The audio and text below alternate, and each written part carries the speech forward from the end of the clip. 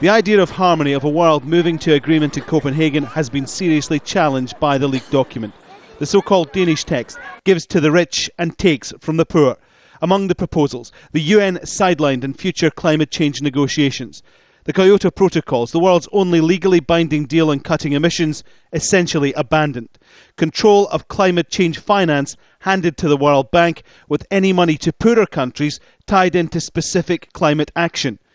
And allowing poor countries to emit just under 1.5 tonnes of carbon per person by 2050, while allowing rich countries to emit almost twice as much. The world's poorest countries say if this is what's really on offer, it's a no. We will not sign an inequitable deal. We will not accept a deal that condemns 80% of the world population to further suffering and injustice. The controversial document was passed to a British newspaper.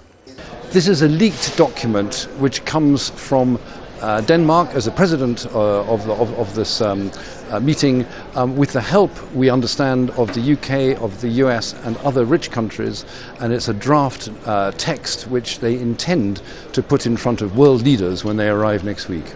It does not include many figures for reductions and things.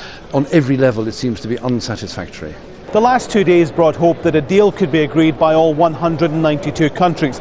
This document may be a strategic leak to influence discussions. What is clear, if the final proposals are anything like this, there's virtually no chance of an agreement.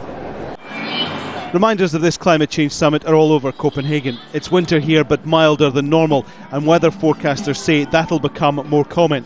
The research indicates a rise in global temperatures which shows no sign of ending. And the decade since the turn of the century is shaping up to be the warmest in recorded history. Behind this message, we also wanted to give indication on the highlights of what happened last year. Extreme events, many parts of the world were hit by droughts or heat wave or floods. So unfortunately, extreme events are likely to get more frequent and for some of them more intense with the global warming.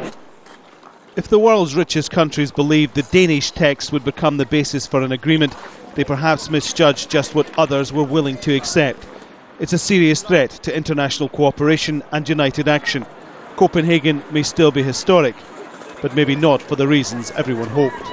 Alan Fisher, Al Jazeera at the Climate Summit in Copenhagen.